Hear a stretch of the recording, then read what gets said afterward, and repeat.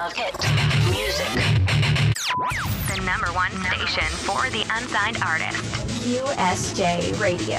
On www.qsjradio.com. You start here. In 3, 2, 1.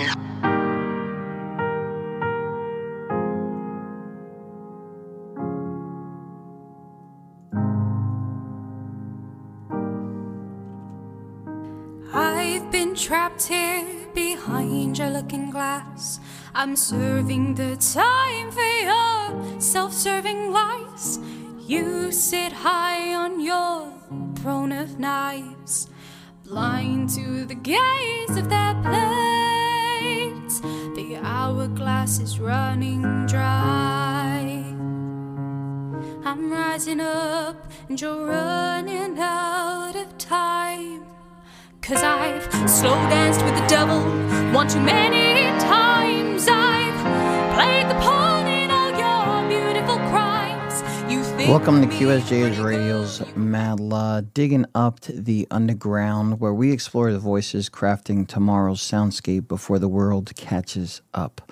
I'm Traffic Light, and today we are delighted to welcome a transformative artist whose music feels like a story told around a fire, a myth, song into existence, and an invitation into a world you didn't know you needed until now. She's a UK-based singer and songwriter, a theatrical storyteller from Norwich with classical training and a background in musical theater. Jasmine Catherine writes what she calls cinematic songs for the dreamers, drawing from folklore, fantasy epics, and emotional mythologies that feel as alive as the world that inspired them. From sweeping orchestral anthems into introspective reflections steeped into storytelling, Jasmine Catherine is an artist who builds universe through sound. Today we'll be talking about the journey that shaped her, the worlds she conjoins through music, and what lies beyond the horizon for her listeners and her craft. Let's dig in. Oh my God, Jasmine, how are you doing? I'm good. How are you? Well, I'm ready for the once upon a time, because I think the once upon a time is now. Because, man, what are we living out here? What in the world?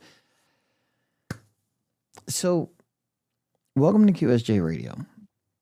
Your music often feels like there's a story unfolding. And I'm just trying to figure out this first moment you realize that songwriting for you isn't about just melodies, but worlds. I grew up very anxious child. Had a lot of health issues. I spent a lot of time in and out of hospitals as a kid. Didn't really get on well with peers at school. It was rocky, but my kind of constant through all of that was music and books. I would just walk around with my nose in a book, probably very antisocial. But they were kind of like always the rock that was there, whether that was like listening to music, watching a show, or reading a book. And I think it was a few years ago where I was desperately trying to find my kind of sound. And I just thought, well, why not create songs that is like that feeling of escapism? So somewhere people can go to listen to music, to songs that put them somewhere else, a bit like how I did through reading and music as a kid. When I struggled to kind of be in the real world, I would put my nose in a book, I would listen to a song, and I'd be somewhere else for a little bit. Now, the thing is like making songs like that in the world that you put yourself in, where you basically isolated yourself on purpose. It was too much of what you had going on to relate to anyone, or you didn't want to relate to that because being too popular kind of sucks, right? Because then you Oh put yeah, like a persona on, right? 100%. But making music is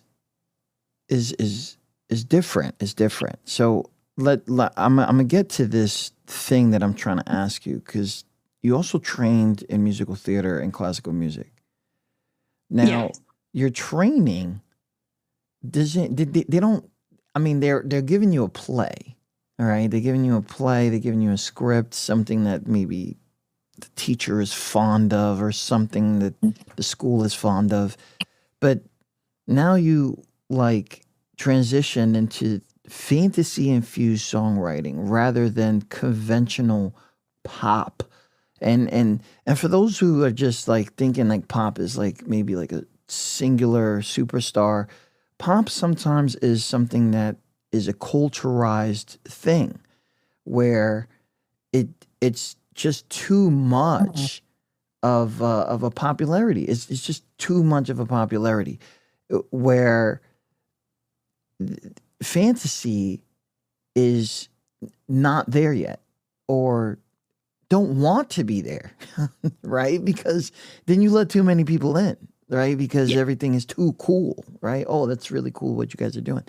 You trained as a musical musical theater, classical music, but when was this transition to the fantasy world? Oh, that's so difficult. I very much kind of started, like you said, like trying to fit in with people. I desperately, as a kid, would almost alter myself to try and fit in with different groups of people at school, like that, like desperately Oh my wanting to God. That's feel. the identity crisis. Yeah. Been there. Oh Oh yeah. my. It is Oh yeah. crazy. There's identity crisis, and then there's me in high school that, Yeah. like, I think I had about 15 personalities, like desperately trying to be involved Yeah, with with everybody. everyone. Yeah. Yeah. Like trying to just slot myself into people. And same with the music. I love theatre. I will always love theatre. I will always love acting and Oh, performing. it shows that. Yeah, and I love it. But it kind of got to a point where it was, I don't know, almost tired of telling other people's stories all the time. And kind of that will of kind of wanting to write my own a little bit. And Yeah, a little bit of find, this, back to the selfishness, back to yeah, yeah, this is cool and all, but everybody did that. yeah. And almost trying to like create a place where people can, I don't want to say people can be different, because I think we're all different, we're all unique.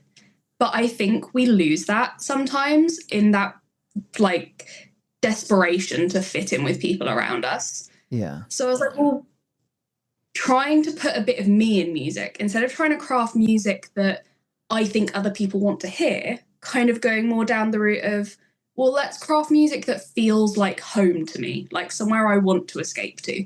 And I think that's kind of the core of where it came from in a very roundabout way. I feel like sometimes when you're doing these songs, I'm not trying to like assume what's going on before you do this, but I feel like you wrote a book already, right? And then you're like, okay, we need a song to this, like a soundtrack. And then after that, we're like, yeah, we need to put a video to that too. And then we need to like put it out there. So it's like so many of your tracks from like Rise, which we have been promoting, but we're on to the next single that we're going to talk about here. From Rise to like Shadowfire, feels like they belong in movies, or if you're reading a new fantasy book, make sure that you have this in the background, like chilling, because you're everything will come out.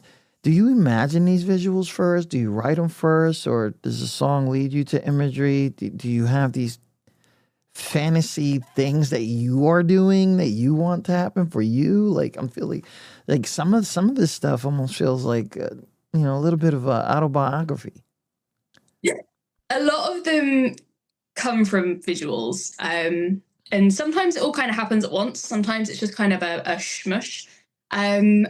Some of the songs that I've written were inspired by books that I either loved as a kid or, I'm not going to lie, still love now. I still have my nose in a book, and it's usually like fantasy. I've had people come up like, why don't you read a crime book? And I'm like, ew, no. Right. It's the same There's too much of thing. that in the real world. I read to get away from the real world. Yeah. It's like, let me find my fairies and vampires. Thank you. So a lot of it comes from the books that I really enjoy. So Shadowfire, that came from the A Throne of Glass series, and it was a certain character in it who everyone hated, absolutely hated her, but then she was good at the end. So a lot of it comes from visuals. But some of the songs that I've done are kind of come from almost like ideas of empowerment. My first one, Checkmate, was the idea of essentially overthrowing the world around us, trying to pick up the broken mess and build it into something a little bit nicer. So it's a bit of a mixture. Some of them come from stuff that's already out there. Some of it, comes from ideas, but very, very heavy in like visuals. If you guys are just tuning in, we're talking to Jasmine Catherine from Norwich, England, and we have dove into the beginnings. I wanna talk about that from a personal perspective of, I wish I knew that there were more people like this when I was young, because I used to take these long walks, and I'm from back in the day. Okay, I'm not gonna say but I used to walk everywhere, and if I wanted to go to a friend's house, I don't even know how I knew how to get to their house, but I got to their house. It was like walks, and the wind would be some kind of guidance for me. And as I hear the leaves, give its vibrations and its sounds, I would feel like they were speaking and telling me to turn left or right, literally giving nature the option to give me this day or two of what it is that should happen. And I got so adjusted to those walks that sometimes I would go over this one bridge, it would go over this highway, and I'd be like, man, this is so man-made. What was here before this? And then after you go off a bridge, if you guys pay attention closely, there's always a bunch of trees. There's always a bunch of trees, as if someone is giving you a sign of relief that you've made it over the bridge. But I'm walking. So I'm walking over this bridge, and I'm starting side hand claps, how wrestlers do when they're going down the aisle, right? I'm hand clapping the bushes. And I'm like, your cousin Maple Leaf told me to say what's up to you. And then all of a sudden the wind comes back.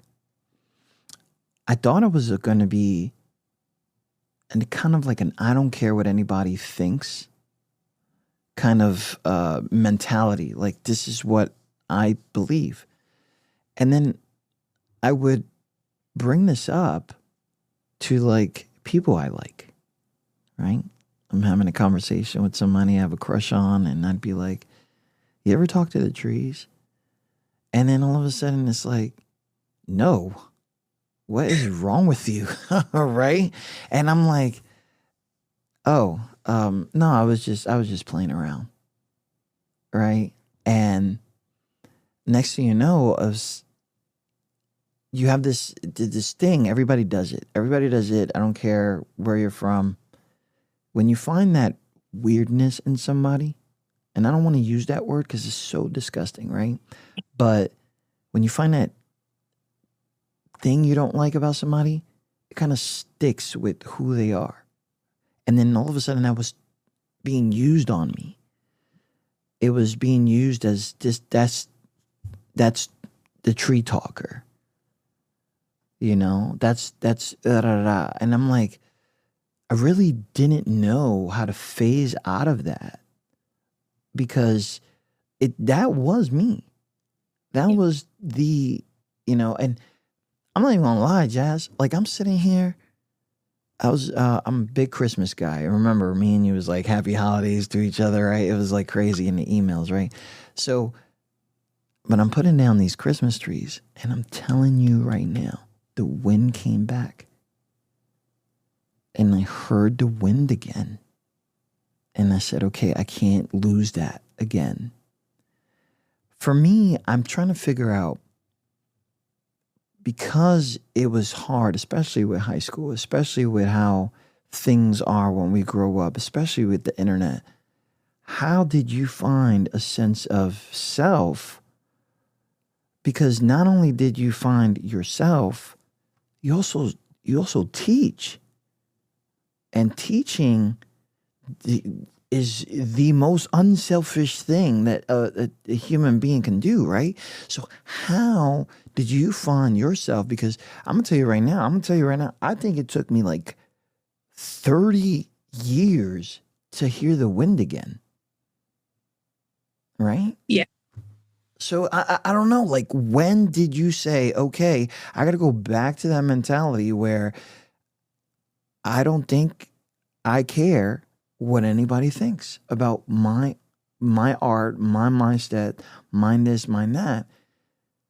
I have a feeling it might be because you found the people, but I didn't. So I don't know, like, when did you find the people? I don't know. Like, when did you say, okay? Ooh, I think I kind of got to a point. I very much lived and grew up to please other people. Like, that was me at my core, is how can I make the people around me happy? And I mean, they still weren't happy, and I was still miserable.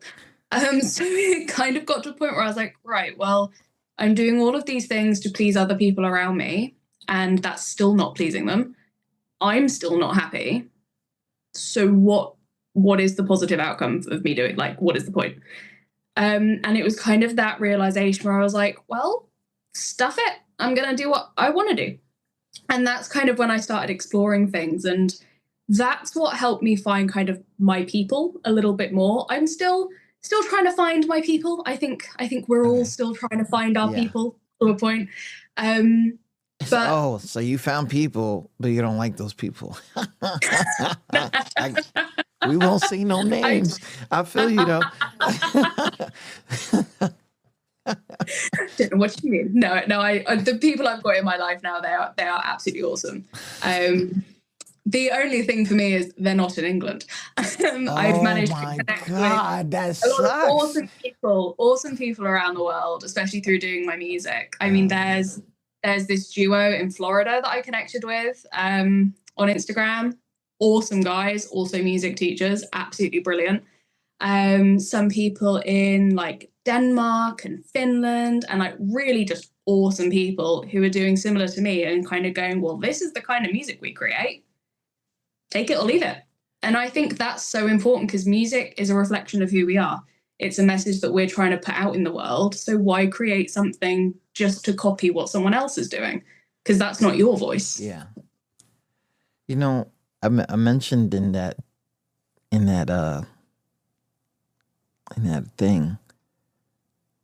I call it a time. It's like, I remember, like, we've been through that. Harmony Academy. How does teaching young performers influence how you approach your own art? Absolutely massively. Like, teaching it's something, I don't know if you have a similar saying in the US, but in the UK, the saying is, those who can't do teach. The viewpoint. Oh my God, I really hate that. Not great. I hate it. I hate it. It doesn't make sense to me. But yeah, we got that. You can't teach it if you can't do it. But there's not a great view. Like, teachers in the UK, like, it's a lot of schools in this country just, they'll improve. It'll get there. I firmly believe it will get there. Maybe at some point. That is a lot of belief. Okay. Just like clinging onto the hope. But I see so much in young people, kind of the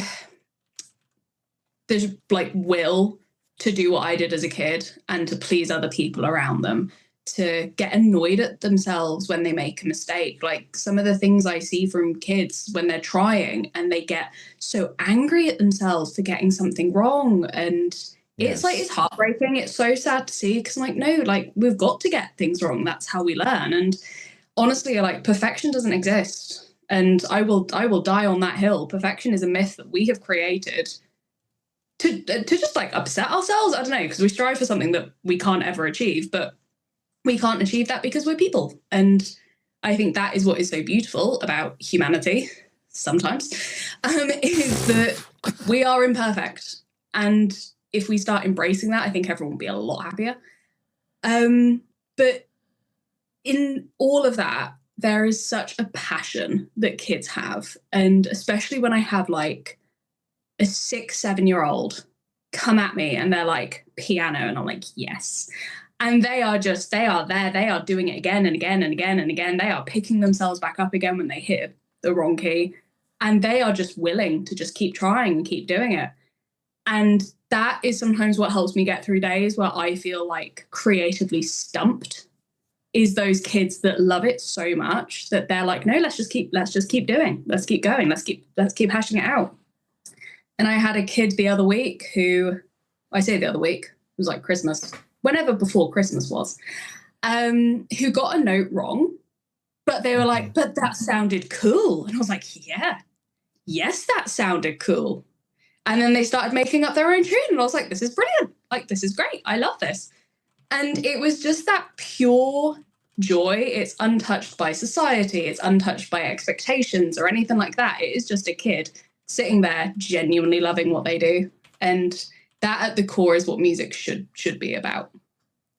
If you guys are just tuning in, Jasmine Catherine, we're talking about Harmony Academy and how it influenced the way that she approaches her own art. And what's crazy is, because you mentioned that saying, the chat just blew up. And these are people are like different ages and stages right now. Out of Santa Barbara, California, someone says, I've tried learning the guitar, but I couldn't play like Jimi Hendrix by Friday, so I gave it up. You see, the thing that you talked about with the kids, they'll go in and then they'll be like, yeah, all right, I'm done, right? I think out of Chicago, somebody says, yeah, we have that saying too. And I don't know if somebody from Kentucky, my boy Dan, what's up? How you doing? How you been? Those who can do, those who can't do, teach. I learned that in grade school just after the Dark Ages. Yeah, he's kind of a elderly person. We'll call him that. We got a cool relationship. Don't worry about it. I wanna talk about Rise. This song here, from beginning to end, is I was extremely impressed, but stuck. What do you know about yourself enough to keep you on camera? You have to have some sort of confidence that you probably thought you didn't have in grade school, high school, and things like that. There has to be, right? Because I need special lighting, right? It has to be the sunset in the middle of the afternoon. Like, it has to be not make sense in order for me to do something like that. Have you found that thing where you're like, yeah, I got it. Yeah, I'm good. No. Oh my God, that's crazy. I am very grateful for the theatre training when it comes to the stuff on camera. That is me going fully back into like the comfort blanket of slipping on different masks and slipping on different like characters, because I am so self-critical. Oh my God. It's like no, I want to say things, but then it's like considered like rizzing. as the kids say. Like, I'm just like, bro. You know what I'm saying? I'm gonna sound really British now. What is rizzing? Oh, you might want to Google that. You might want to Google that. We're going to play Rise right now in the background with the visual to let people understand what we're talking about. And then we're going to talk about things that are going on with you now. This is Jasmine Catherine, Rise. You can stream this all over the place, people. Everything that we're playing is all over the place. Okay. We're taught that history will save us, that knowledge is the sharpest sword. But if you saw my dagger buried scripture, you take me at my word. Rise.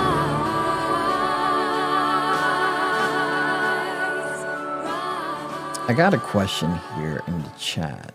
It's from Chicago, Illinois, USA. It's one of my good friends here. She's like, oh, she's a book reader. Who is her favorite author? Oh, I know, right? Like, we're getting popular here. We cannot do this. We cannot. there's the book series that made me fall in love with like all things fantasy as a kid, and that was Red Queen by Victoria Aveyard, and I will go back to that series. It's like my comfort. It's like watching Friends over and over again. It's like my comfort book. Absolutely, like Friends. Oh my god. I'm British.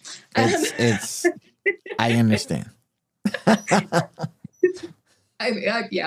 took it off Netflix, and I was like, what am I gonna put on the background? Right. Like, now. But yeah, that's like my comfort series. But that's kind of like, that's the first love.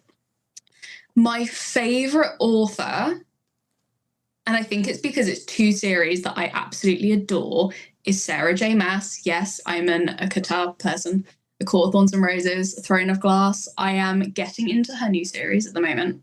I think it's Crescent City. Although someone's going to come at me if I've gotten that wrong. But yeah, Sarah J. Maas is probably the favourite, but Victoria Aveyard is like that brand of sweets or that brand of chocolate that is like the comfort food.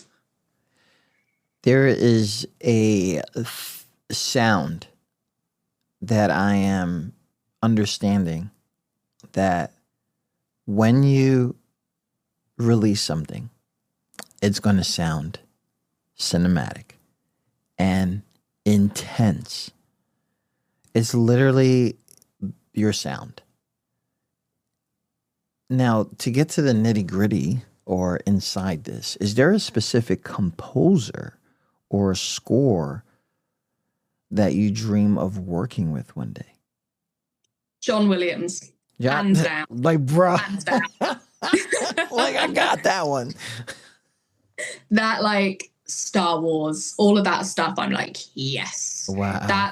That's I mean, I take so much inspiration from. And also the likes of like Hans Zimmer, John Powell, the like How to Train Your Dragon, Game of Thrones, all of that kind of stuff. Like I take a lot of inspiration from that.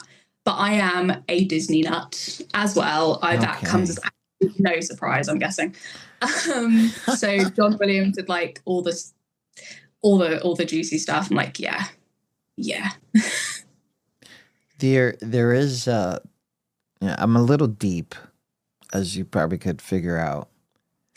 Something makes me feel like your songs are also chapters of your own life. It's not just being creative, throwing a sword on your back, having a magical scarf. We're not.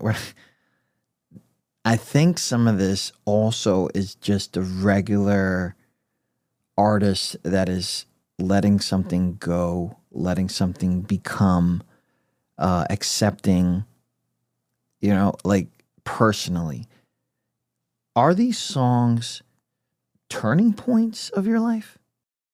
Yeah, some of them are kind of, I suppose, turning points, but also just drawing from feelings. I mean, we cry at fantasy films, or in my case at books, because a part of us does still relate to them. Like they're otherworldly, there's other like whole other magical beings and things involved in them, but we still relate to them. Like there's still something in there that makes us connect with them. I struggled with an eating disorder, and I suppose still do. So body image, confidence and stuff, like I struggle with it loads, and it's better now. Like it's getting I'm glad there. it's better there. I'm glad it's better. Yeah. Bro. But Make sure you write like, down RIZZ. Okay, there you go. yeah. I'm gonna have to Google that later. But a lot of the stuff that I put into my songs is, I suppose, some of the empowerment that I wish I had, like anxiety, struggles with eating. I mean, school was not a happy place for me growing up, and I don't care what age you are. Like stuff that happens in those formative years, in those school years, like they will stay with you for the rest of your life. Like I don't care whether it was 30, 40, 50 years ago. There'll be that, oh, I was bullied in school. There'll be like a something that sticks with you. Yeah. And I Definitely. suppose a lot of what I put into my songs is stuff that I wish I had. And that's probably why I spent a lot of school with my nose in a book, because it was those like empowering characters who face so much hardship, because every fantasy story I have read does seem to start with like a character who is living in like dirt, backhoe is like turmoil, yeah. And then they end up like absolutely bossing it towards the end. And it is that like feeling of empowerment that I do hope like other people can also take from the stuff that I write, like have those 3, 4, 5 minutes of being a bit, you know, like that feeling when you come out of the movies and it's like, yeah, that was a really good movie. I feel like I could go take on the world right now. Not even gonna lie, I went straight to like, that's how I be feeling. I'm not gonna lie, that's how I be feeling. So mission complete with me, at least. Like, hey. You know what I mean? Oh my god! But you know, we're talking about this cinematic kind of moves, feelings, things like that. But I do understand that as an artist, you do span other genres. You're not anchoring to one. Yeah. So how do you define artistic success for yourself? Because you're floating around. So obviously different numbers, different charts, different this. Do you view success for yourself as the message, charts, streaming numbers? What will be success for you? I suppose for me it's knowing that any song that I've written, whichever song it is, has connected with someone, has made someone's day a little bit easier, has made a moment where they felt really like just poop, and brought them up a little bit. And whether that was in something that was a bit more orchestral and slow, or something that had a bit more of a beat and a tempo to it. I mean, one of the songs I'm writing at the minute probably going to have some electric guitar, and I'm like, cool, because that's what the song needs. No big drums, or I know, right? It might have a few drums in it. And have I done a song yet without violin? No, but maybe this will be the first. But it's each of my songs sits in like its own little, I don't know if genre is like a little bubble. So I think for me, success is knowing that like just one person found that it made their day just like a little bit brighter, a little bit easier to handle. For those that don't know, Jasmine is not here only to talk about her journey. She's talking about this new single called The Dark Ages. And it's funny because it was mentioned in the chat by an elder. And these are going to be our stories as we go on. I just want to take a little shift real quick. The world feels extremely heavy right now. Conflict, burnout, uncertainty. As an artist, is a responsibility for you to continue with content, which could definitely be hard. Do you feel a responsibility right now? Because I feel you did this to offer yourself escape, someone else escape, but now it's like, I have to do this now, right? Yeah. I have to do this. Do you feel a responsibility to offer escape, reflection, or healing, or all three? Yeah, for sure. I think with everything going on in the world at the minute, having a place where you can feel seen, heard, with no strings attached to that. I don't care who you are. I don't care where you have come from. I don't care what country you were born in, what you look like. You are a human being. And every human being deserves to feel seen. They deserve to feel heard, and they deserve to have a place where they can just be themselves, where they can just enjoy listening to music, where they can enjoy this fantasy world with dragons flying about and feel no judgment whatsoever. So I think, with everything going on right now, offering people a place, whether that's as an escape or a place of community or a place of belonging, especially like from an artist's point of view, has never been like more important, which is really sad. But I hope that some people do find that. Yeah, and I take that sad part and just to elaborate a little bit, it has become sad because it's small, and you should not feel as if small is the only option, right? Yeah. And that's where the sad part is. Artists feel sometimes pressure to respond to what's happening in the world. I think it's more of a pop culture thing, where someone is going to risk their musical career to respond either on one side of this situation.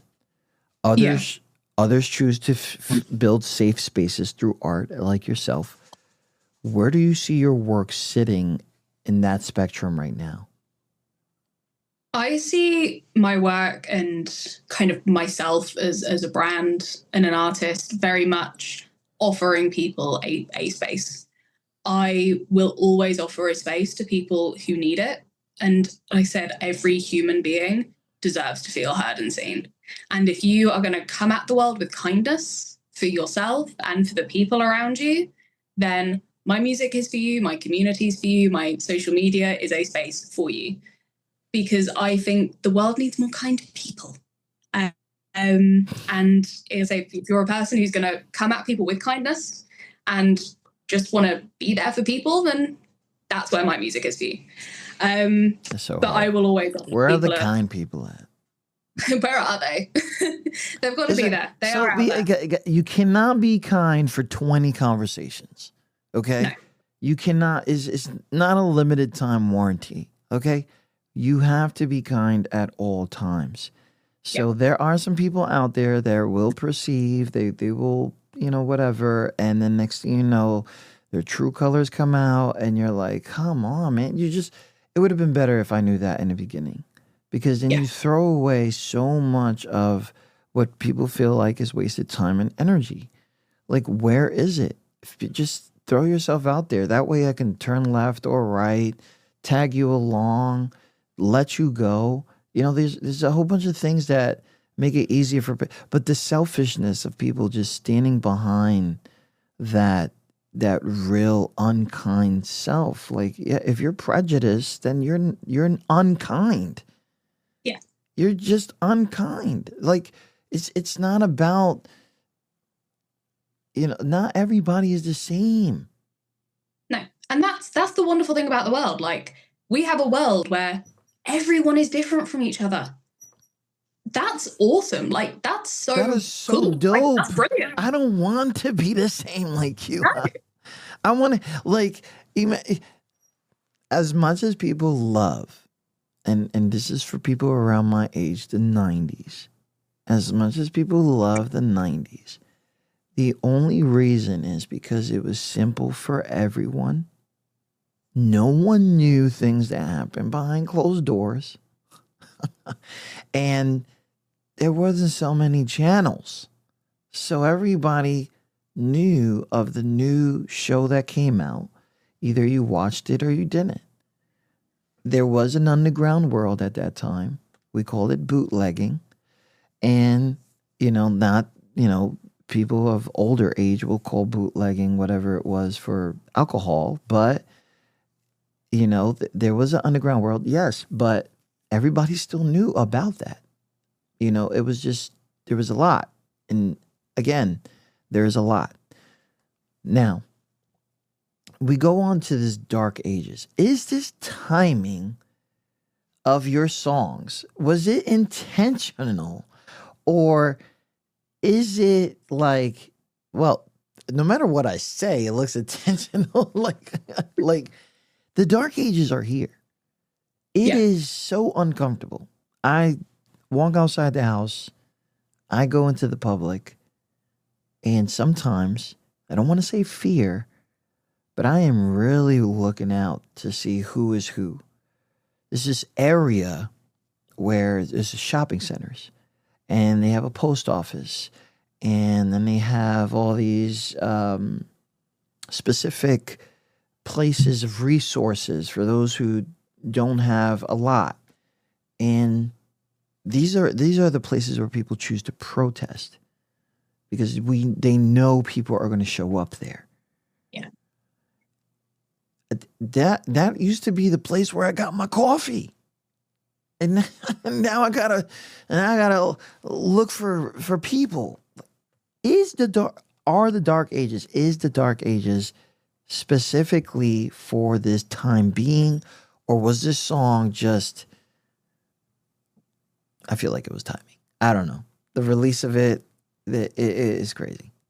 Yeah, it wasn't intentional to begin with, but I think when you are writing a song, whether it's conscious or not, stuff happening around you will pour into it. It's emotion, it's feeling, and that's where music comes from. So whether you go at writing a song with the I'm going to write about what's going on around me, or whether it just seeps in, it will happen. I wrote it initially. What was I was watching something. I was watching Shadow and Bone on Netflix. That's what I was doing. Okay. And there was the visual. There's the visual. There it was. That's where it initially came from. But then it was the spiral of, oh my goodness, the similarities, the people being unkind, not being accepted. Like what is good and bad? Where is the line drawn? Like, yes. And I think that's become a question that's so difficult to answer because it depends where you look at it from, and it very much depends who you are and your own morality compass and your own feelings and your own views, and that all kind of came into a very morally grey storyline. So it was one of those where it wasn't necessarily written as a reflection on the dark ages that we have stumbled across. But I think as an artist, when you're writing a song, it will come out. Like what you're feeling and what you're seeing around you will end up being reflected in the music that you write.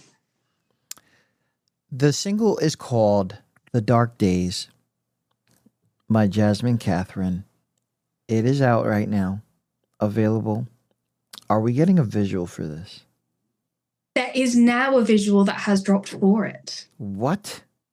It came out later than expected. It was meant to drop with the song, but British weather kept delaying filming. So it came out. Look, we cannot blame the nation's weather. It is Mother Nature. Listen. All right, let me stop. The Dark Days, Jasmine Catherine on QSJ Radio. We'll be right back.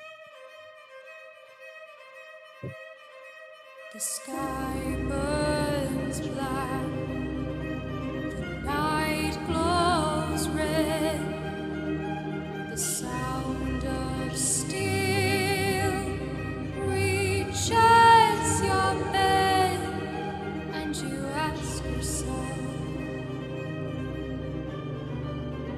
are these the dark? Always wonders So what's next? Next is it's called Persephone, which is based on the story of Persephone and Hades. I was really creative with the title there. Hold on. Before you zone out.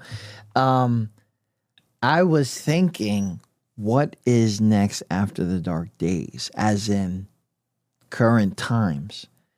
So how do we get over this, right? This sorry. I know that you're just like, yo, I got this plan, bro. Like, we good. Like but that song makes me believe also that, right? And it can it get darker than this?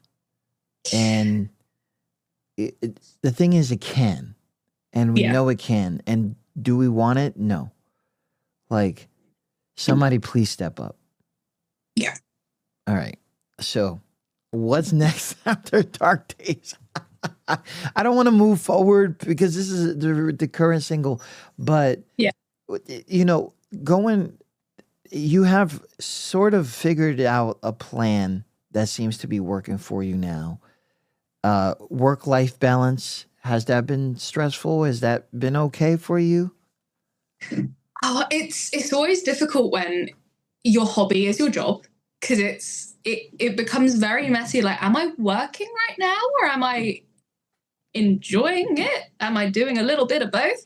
So I think work-life balance is hazy.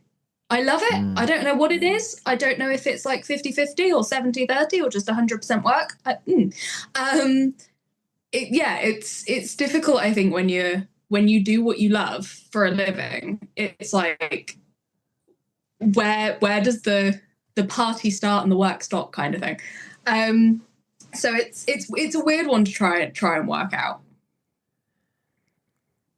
For those who are just tuning in, Jasmine Catherine, we're talking present things that are going on. Performing live. I'm sure that you are okay with the camera in front of you, and you're going to put out some stuff that you probably took either 1 or 2 or 3,000 takes to put out in social media. But it's different when you're on stage. What is going on performance-wise with you? Are there shows coming up? And are they relevant to what it is that you're doing? That's a really tricky one. I would love to perform live more. Not to bring it back to the dark ages, but I've had some some wonderful experiences performing live where it's, you know, people were around where I live, I reside, like more kind of a guy with a guitar, not a female. So it's, how is that still a thing? Yeah, I struggle to find places for me and my music, which is why I rely so heavily and put so much out on social media, because that's where I can reach people. That's where I can reach my people who, bringing it back to that kindness, bringing it back to what we want to see from the world and from humanity. So I would love to be like, yes, I have so many shows lined up. But it's finding the places to perform, and it's finding the right people. I've done a few shows and gotten a few, like, you know, wonderful catcalls and, like, you know, oh, you look really pretty when you sing, and I'm like, oh, that's weird. So What? Okay, now you know what Riz means. Okay. So yeah, at the minute I haven't got many live performances scheduled. I'm trying to find the right places with the right people, bringing it all back to that kindness. But there are lots. I am looking at the idea of maybe going live at some point on Instagram and doing like live performances through social media, and kind of like exploring that option a little bit more as well. You know, it's a very big change. Social media, life, things like that. if you want to be known, you got to put yourself out there and then cross your fingers, right? Or you can hire somebody and cross your fingers that that works, because that's also a cross your fingers. Not a lot of optimism makes traction. Pessimistic. It's an old saying. Since we talked sayings earlier, sex and drugs, violence, that's what moves people all the time, brings the ratings. And then if you've seen a lot of people, they actually do this. The news, we used to blame the news to do this, right? They bring whatever's bad that's going on in the city, and like somebody broke from something easy, like a fight broke out at a school. Like, how do you know that, right? Like, but or something really bad, where a mass shooting or something like that, and they'll just stick to it because the ratings went up. And somebody's watching that. Somebody's watching the ratings go up, people. Okay? This is not something that they just cross their fingers and want to talk about. Somebody's literally watching this thing happen, and they're like, okay, we got to stick to that. We got to stick to that for about 30, 40 minutes. And then we'll keep it, die it down, throw a dog in there, right? They'll throw a puppy. And people who run their social medias like the news, they get popular. They get popular, and they get themselves into this place. It kind of sucks, because you want to scroll past it, but it keeps coming back. You want to go scroll past it when it keeps coming back, Social media asks people to perform happiness. How do you stay authentic without feeling like you owe the internet a version of yourself? Ooh, that's hard. I think when you post stuff on social media, there's always that, not necessarily inauthenticity, but if you have created a post about 2 weeks ago and you post it on a day when you feel like crap, but that post is really happy, then it's kind of like, that doesn't quite match up. Yeah. But then it's trying to find that balance between, this is who I am as a person, but this is who I am as an artist. This is the music that you're listening to. This is the vibe that you've signed up for. So I feel like, to an extent, social media, when you're an artist, it's almost more a brand that the person keeps trying to hammer through. And I just keep trying to hammer through and try and find that line where you're putting out your music, you're putting out, what you want people to see, but you're also staying true to who you are as a person. And that becomes difficult. Again, it all comes back to the world, doesn't it? And the dark day. Yeah. It always does. It's just, and I bring that up because my show, I've been doing this for a long time, and I've gathered enough to know that the unsigned artists, the ones that are trying to make it, the ones that are trying to make a name for themselves, household, whatever, struggles with everything to a point where it's almost about to give up. And I can tell that sometime or another, I don't know when it happened, but you probably decided to rebrand yourself. You probably decided, let's start over. Let's keep this out. Let's keep this separate. But then it becomes a double life. And because it becomes a double life, now you find yourself like, and then now, if you're doing that, then you got like 17 lives. So shout out to you, because bro, like, how do you keep in you know what I'm saying? I'm a wizard over here. I'm a soldier over here.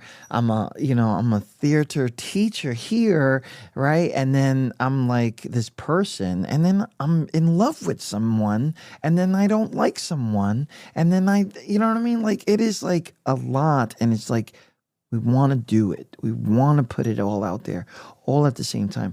Take all of me, Who's going to do that? But at the same time, I want people to take me serious. Yeah. And I know, as someone that you should know of, through the writings, through the readings, through the self-isolations, through the coming back in public, that not everybody has open arms. Yeah. And so I need to find those who I want to hug. I want to receive this back. I know that your people are out there. If you guys are just like Jasmine, then you guys got to go follow Jasmine. Because I'm telling you, it's going to be fine. We're going to be fine. And because we're bringing up digital life and society, I want to... Do you think people today are better at setting boundaries or just more exhausted? Because we met through this internet thing, right? Yeah. And a friend of, I don't even know how we got connected. I'm glad that we did. But this is second nature to us, that we're going to meet really good people that are not down the block. Because, you know what I mean? You're in Norwich. I'm in Norfolk, like Virginia, USA. Anyways, do you think people today are better at setting boundaries, or are they just exhausted? I think both. I think it depends how well you know yourself, how well you understand how this wonderful and weird and sometimes cruel world of social media works. I think when you do we ever understand social media? No, probably not. No. But when you've got a bit more of a grasp on it, you then become better at setting boundaries. But you also become more trusting, because, I mean, at the very least, like where I am, it's very much you've not met someone in person. They might not be real. They might be horrible. They might be evil. They might be AI. I come from a very untrusting where I am. And you've got to push past that, because social media is a brilliant, brilliant tool and a beautiful way to connect with people if it's used properly and if you know how to set those boundaries for yourself. And I think that's where it becomes difficult as an artist, because it's that balance between here's my brand and here is me. And it's finding that balance between the two of them. That does anyone ever really get it right? Probably not. I think it's a lot of trial and error and kind of going, oh, that was a bit too much of one thing. So I think it's a bit of both. I think there's exhaustion in trying to figure it out, but that also helps you kind of set those boundaries a little bit better and learn from it. So first, I want to say thank you. And I'm going to tell you exactly why. When you bring back exactly what started this, it is the most vulnerable thing a human is sometimes afraid to mention. I tried to fit in. Yeah. I tried. I tried with them. I tried with them. I even tried with them. It was cool there, but it just... Some people, though you've done exactly what you should have done as a human, and is accept everyone. Yeah. Even if they're dickheads. Okay. Even like I already know who you are. You know what I mean? You don't have to do anything else. You don't have to impress me. That makes it more authentic of what it is that you're doing with the music, because there are worlds that we wish we were part of. Yeah. That I really want a dragon to show up. Yes. I really want the aliens to shut this down, because we're out here playing pretend on Earth when it doesn't feel right. We are lucky as humans to have so much of consciousness. But it is also the worst part of being a human. Yeah. Because your emotions will get you sick. I don't even know if my boy Maple Leaf, I don't know if he's alive still. Haven't gone to that town in a while, but they're just breathing what we given them, and they're exhaling us life Yeah. while we are doing so much. So thank you for that, because it makes sense now. And yes, I get it. That social media crap makes you tired. Okay. Oh, yeah. It just drives me insane. Do I really have to do all this so people can get it? No, I really don't. You know why? Because I've realized that whatever is online about me will only be used when I can't see it anymore. When I'm gone. That is my legacy. And take it for who it is. Whatever, those who I have special relationships with will understand me better than the outside world. And the music is crazy. Crazy needed. Everybody is trying to live in a movie, regardless of what it is that you guys do. Everybody, if you have a problem right now and you know you have a problem, you probably already see your recovery, but you don't know how to get there. If you're in love right now and you just want to see it all turn out exactly how it is, and you haven't had the problems yet, you're probably going to wonder, how am I going to deal with a problem? And you're not even thinking about it because everything is so puppyish and lovey-dovey, and roses are red and violets are blue and all this stuff. And then all of a sudden somebody falls into temptation. Then you start going back into, wait, I first saw that word in a world that I don't believe in. A world that I don't believe in, because where is this higher being? Why are these, and then it starts getting... I appreciate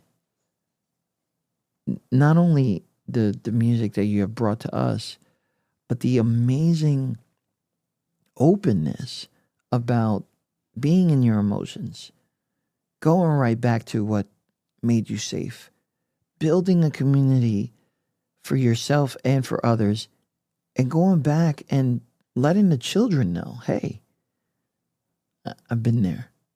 I am there. And you're okay. It's okay not to like everybody, bro. It is okay. Oh yeah. Not to like everybody. I've spent too much time trying to like everyone and like everyone like me, and it's just not gonna happen. Yeah. And you still gotta be nice to them. Yeah. You gotta know that kindness is the best way. You don't feel any weirdness about it. Now, don't be kind to everybody. Please protect yourself. But, I just got a few more questions here. I want to go off the non-musical part, because I know exactly what you're doing. You're giving us a world only a few of us can understand. And I say a few because a lot of people don't get it. You can go and get lost in a game, and then next thing you know, you're lost in that game, and then you wish you were just a player, an NPC, and then you have to come back to bills. Like you didn't have to come back to like, oh, I got to eat today. Like, people are really like that. I get it. But let's go on. If you can give yourself, your younger self, one piece of advice for navigating this version of the world, what would it be? I think it would probably go back to that not everyone's gonna like you. You're not gonna like everyone. But that's like the beauty of the world that we live in, is that we can be different and we can coexist with each other. We can do both of those things. It doesn't have to be one or the other. And I spent so much time, energy, and effort. And I still find myself falling back into like those rhythms all the time of trying to make everyone like me and overthinking things when someone says something and I'm like, oh my God, did I offend them? Did I say something wrong? But I didn't say something wrong. I just said what I was feeling, and that's okay. So it would be telling my younger self to stop spending so much energy creating like 20 different personalities to try and fit in with all of these different people, because you just lose yourself trying to do that. And then you spend so much more time trying to crawl back who you actually are. I don't even know who I am no more. I'm telling you right now. I'm like, I thought I was like an apple tree one day. I don't know. But anyways.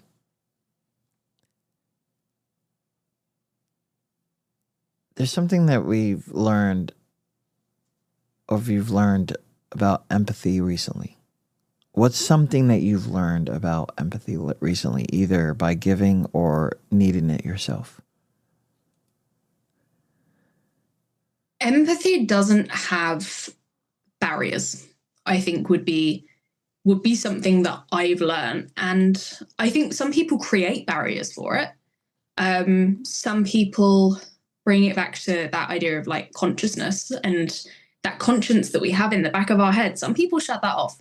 Some people hear someone else say something and they're like, oh, okay, well, maybe I shouldn't feel that because they don't feel that. So maybe I should just hop on over to what they think and what they feel, when that's not what someone feels. But empathy, it doesn't have barriers. You can feel things for people, and that's okay. Like, I got what did I get? I got a message from someone on Instagram. I was having a rough day, and I had never spoken to this person before, and they just sent me a message going, oh my God, I just listened to music and it was amazing. I'm like, oh, wow. And I was like, huh. Dragged myself up off the floor. Yeah. I've never met this person before. I don't know who they are. They found my music and I'm super, super grateful.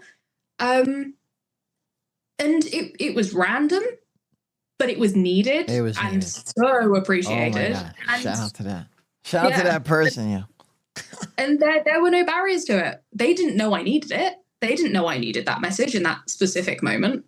They didn't know that it was going to make me feel like so much better. Because there are no barriers to it. You know, we can send someone that message going, hi, how are you? And that message might get to them on a day where they really need someone to ask how they are. We might feel bad about something happening in the world around us, and that turns that little consciousness back on and makes us go, oh, hang on, maybe I don't agree with this. And it's so important to listen to that little voice. You know, of a person of hope, community, and future, is what I believe. As someone who teaches and mentors young performers, what fears or hopes are you hearing from the next generation of artists right now? There is a massive fear of not being accepted. And I see so many young people desperately, and something I did myself, desperately trying to fit in and conform. And a lot of that looks like dumping their creativity in the bin. I don't know kind of like the education system in the US, but in the UK, the arts are severely underfunded. They're not cared about. They get binned off. I don't know if you have been paying attention recently. They don't give a fuck about us. I'm telling you, they don't care about nothing. Yeah. And I get like loads of the kids that I teach, the way our school systems work is they're essentially told what subjects to sit their exams in. And they're told not to do the arts. They have to take English, maths, science, they have to take a language, and they have to take history or geography. They're actively encouraged not to take something creative. And that's the fear of kids trying to please their families, trying to please their teachers at school, and just conforming and just going with it. And that's, I mean, it's a fear I see from them, of not being accepted, of feeling like they have to do what they're told. But then a fear that I have for them where I'm like, well, if they stop learning it, who's writing our music in the next 20, 30 years? Oof. Where are the artists going to come from? When you're listening to a movie, there is a soundtrack. When you watch TV, there is a soundtrack to it. Like, it's never silent. We never have silence.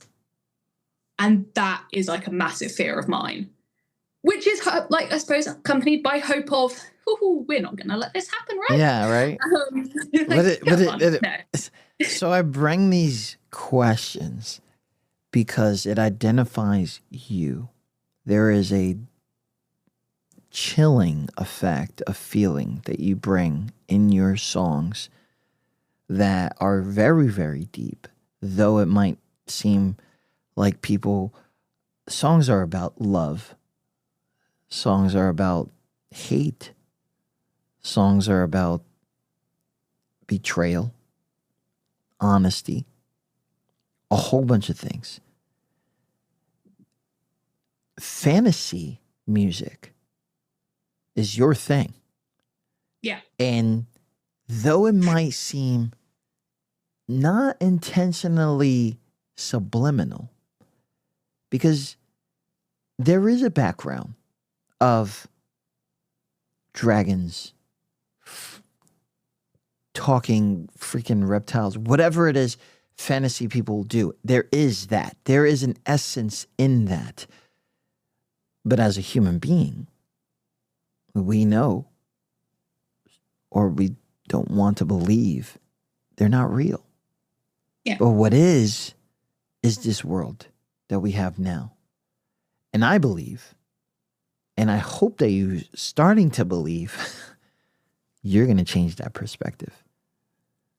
I certainly hope so. I really do. I'd be like, bro. Because, man, I am so honored to have had this conversation with you. It has been very, very eye-opening. There was a little bit of vulnerability in me, and I appreciate that for you listening to that. And I hope that the early artist version of you has understood the fan feedback is different now. Especially that story about somebody just randomly hit me up and I switched. Oh yeah, that's what I'm doing. I got to get back to that. I got to focus on that. Even though I want to focus on this too, but I have to realize that I am changing the world. And you are changing the world. And I appreciate you so much for that. Thank you. This is Jasmine Catherine, a storyteller, a world builder, community voice, and unafraid to blend the theatrical and the cinematic and the deeply personal. If you've heard the echoes in the backgrounds and the battlefields and the dreamscapes in her songs, then you weren't imagining it. You were invited into it. For more on Jasmine, including her latest Signal of the Dark Days, streaming links and upcoming shows, hopefully we can get them shows. Please. You guys got to stop being sexist, man. Women run this world, bro. This is not a game. This is not a game. Thank you so much for coming on to QSJ Radio and talking. Thank you for having me. Jasmine, we will talk soon, and I can let you go, and you have a very, what is it, afternoon for you? Yeah, yes. Tuesday afternoon. I don't know what time is tea time, if that's still a thing. I don't know anything about England. We drink tea. That's what we do. All right. Well, it was great talking to you, and we'll talk soon. Thank you so much. You're welcome.